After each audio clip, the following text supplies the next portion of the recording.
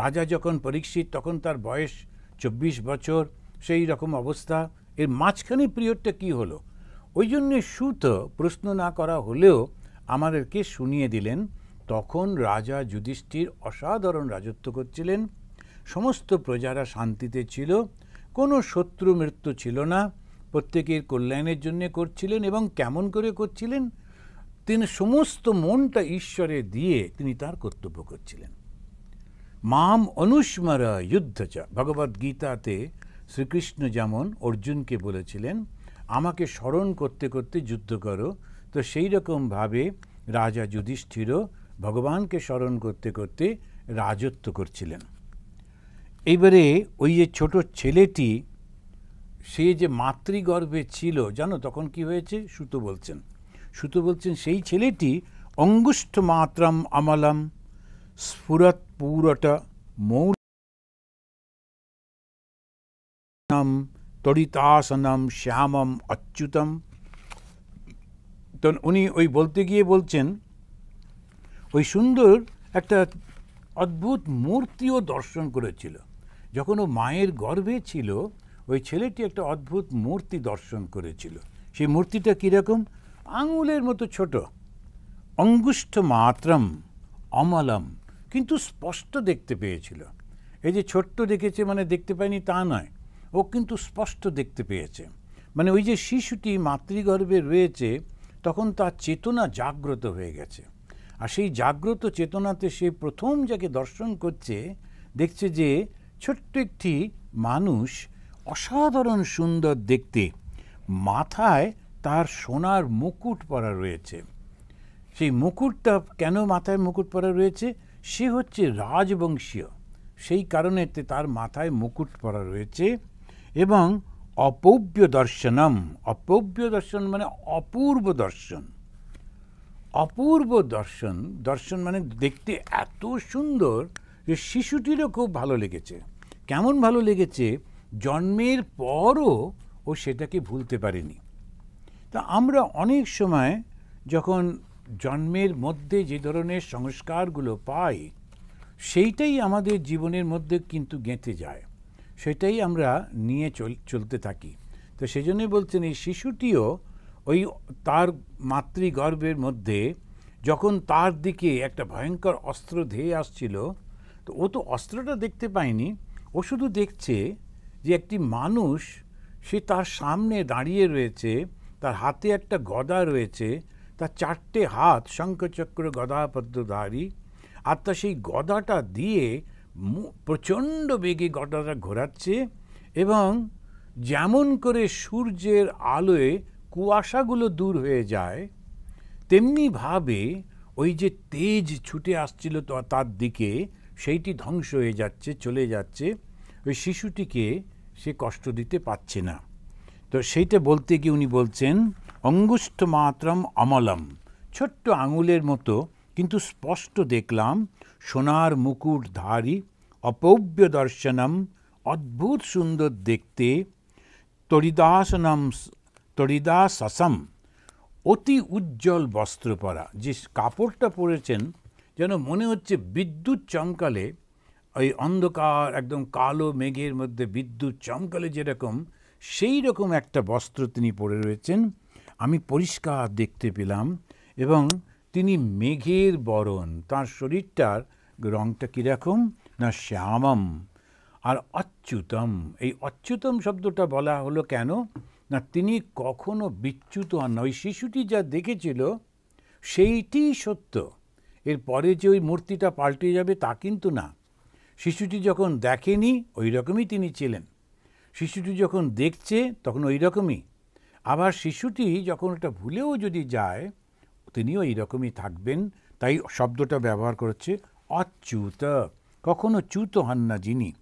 তা সেই উল্কার বেগে তিনি গদাটা ঘোরাচ্ছেন, আর সেই গদাটার ঘোরানোর ফলে নিহারমি বা গোপতি বিধামতম, ধ্বংস হয়ে যাচ্ছে গোপতি। এখন গো শব্দের অর্থ কিন্তু মেঘ। আমাদের যেমন অনেক সময় আমরা গোলমাল করে ফেলি, একটা গল্পে বলছে যে গো, আকাশেতে গো রয়েছে, সংস্কৃত গল্পের মধ্যে রয়েছে গো আকাশে। তখন আমরা ধরে নিলাম গরুগুলো সব আকাশে উড়ে উড়ে বেড়াচ্ছে। এটা ভুল। গো শব্দের অর্থ হচ্ছে মেঘ। কেন মেঘ? কেননা মেঘ বর্ষা দেয় যে। গরু যেমন দুধ দেয়, তো মেঘও তেমনি বর্ষা দান করে, জল দান করে। এখন গরুর দুধে যেমন পুষ্টি হয়, তেমনি মেঘের থেকে যে জল পৃথিবীতে পড়ে, ওই জমিটা তখন উর্বর হয়, সেখানে আমাদের খাদ্য দেয়। সেই জন্যে ওই মেঘকেও বলা হচ্ছে গো। তো ওই জন্য অনেক সময় আমাদের ইউরোপিয়ান যারা স্কলার, তারা এই ভারতীয় বইগুলো থেকে ট্রান্সলেট করতে গিয়ে পড়ে অনেক সময় মানে বুঝতে না পেরে ভুল ইংরেজি করে ফেলেছেন বা ভুল ট্রান্সলেট করেছেন। দ্য গো শব্দের অর্থ হচ্ছে মেঘ। আজকাল আমাদেরও যারা প্রচণ্ডভাবে গো মাতা নিয়ে মাতামাতি করছেন, ওরাও জানেন না যে গো শব্দের অর্থ কিন্তু মেঘ। সেই মেঘের জন্যে এটা হচ্ছে। শঙ্খচক্র গদাপদ্মধারী তিনি এরকম করছেন, কিন্তু কেন কেন তিনি ওই শিশুটিকে রক্ষা করছেন, এই প্রশ্নটা আসতেই পারে। তাই ওই শিশুটাকেই রক্ষা করছেন, অন্যদের তো তিনি করেন না, এরকম কি তিনি? তখন বলছেন না, তিনি হচ্ছেন ধর্মগোপ, তিনি ধর্মকে রক্ষা করেন। অসাধারণ। এই যে ভাগবতের বৈশিষ্ট্য হচ্ছে একটা করে শব্দ দিয়ে একটা অনেকটা কথা বুঝিয়ে দেয়। সেই কথাটা কি? ভগবান হচ্ছেন ধর্মগোপ। ধর্মগোপ মানে তিনি ধর্মরক্ষক, ধর্মকে তিনি রক্ষা করেন। যে ধর্মটা কি? ধর্মটা হচ্ছে যা মানুষকে মনুষ্যত্বে তুলে রাখে, ধরে রাখে, সেটাই হচ্ছে ধর্ম। এবারে যে ছেলেটি জন্মাবে, তার পূর্ব থেকেই ঠিক করা আছে সে কি কি করবে। সেজন্যে সে যদি না জন্মায়, তাহলে মানুষের সমাজের ক্ষতি হবে। এটা ভগবান জানেন, আমরা জানি না। সেই জন্যে ভগবান ওকে রক্ষা করছেন, যাতে করে ও জন্মাবার পর মানুষের সমাজকে ও আরও এগিয়ে নিয়ে যেতে পারে। তো ওই রক্ষা করাটাই হচ্ছে ধর্মগোপ। তিনি ধর্মকে রক্ষা করছেন। এখন এই ছেলেটি পাণ্ডব বংশের বংশধর। ভগবান শ্রী বিষ্ণু স্বয়ং তাকে রক্ষা করলেন। সেই জন্যে তাকে বলা হলো প্রভবিষ্ণু না বিষ্ণু না। দুবার বিষ্ণু শব্দটা ব্যবহার করা হচ্ছে। একটা হচ্ছে প্রভবিষ্ণু, আর একটা হচ্ছে বিষ্ণু। প্রভবিষ্ণু মানে কি?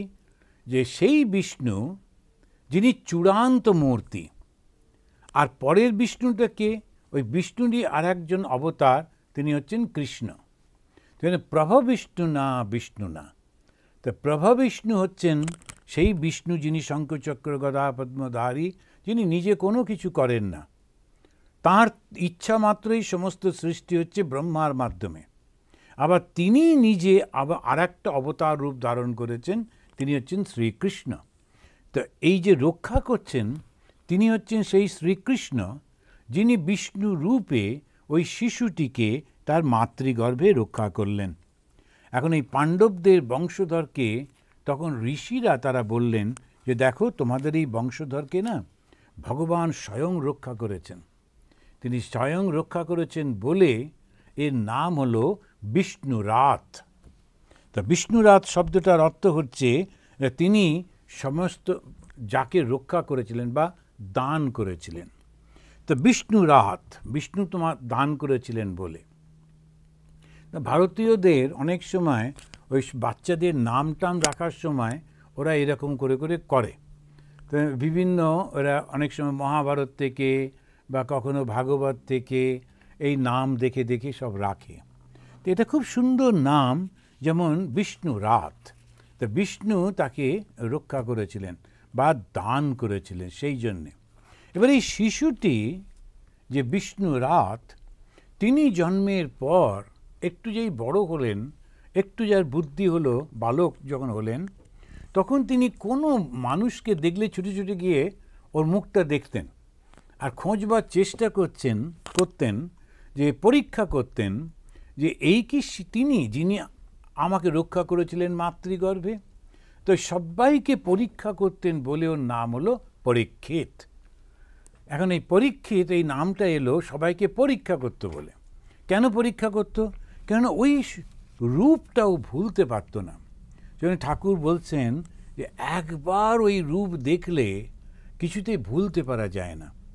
আপনাদের নিশ্চয়ই মনে আছে যখন আমরা ওই গল্পটা পড়ছিলাম, বোধহয় ভাগবতে পরের দিকে আসবে, কিন্তু আমরা যখন এটা পড়ছিলাম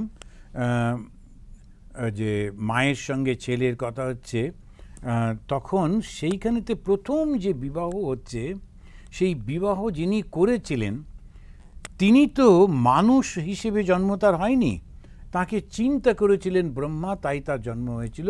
তিনি কর্দম মুনি। তো এই কর্দম মুনি কিছুতেই বিয়ে করবেন না, সংসারের মধ্যে যেতে চান না, কেউ কথা শুনছে না। তখন ব্রহ্মা বললেন যে মহা মুশকিল, এই কর্দমটাও কথা শুনছে না, ও সবার মধ্যে একটু নরম টাইপের, অন্যরা তো পালিয়ে গেল। তো ওকে তখন বললেন যে আমি তো ওকে বোঝাতে চেষ্টা করছি, কিন্তু ও কিছুতেই বিয়ে করবে না।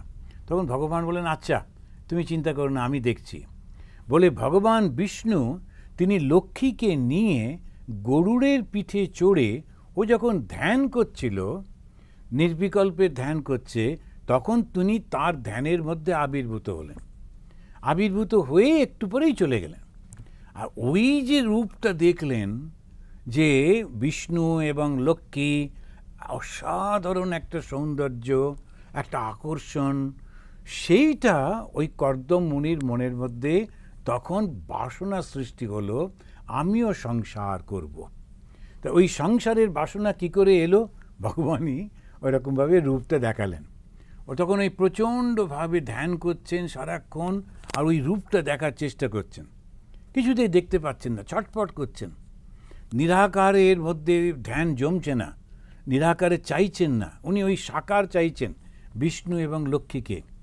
তখন বিষ্ণু তাকে বললেন যে তুমি যদি বিয়ে করো তবেই মাত্র তুমি আমার এই রূপটা আর একবার দেখতে পাবে, তার আগে তুমি এই দেখতে পাবে না। এই কন্ডিশন দিয়ে ওকে ওই বিয়ের ব্যবস্থাটা করেছিলেন। কিছুতেই ও সংসার মধ্যে যেতে চাইছিল না।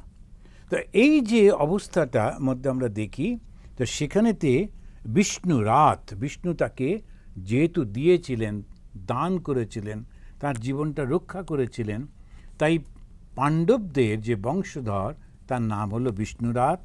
আর তিনি পরীক্ষা করতেন প্রত্যেকটি মানুষকে যে যাকে আমি গর্ভে দেখেছি তিনি কিনা, তাই তার নাম হলো পরীক্ষিত।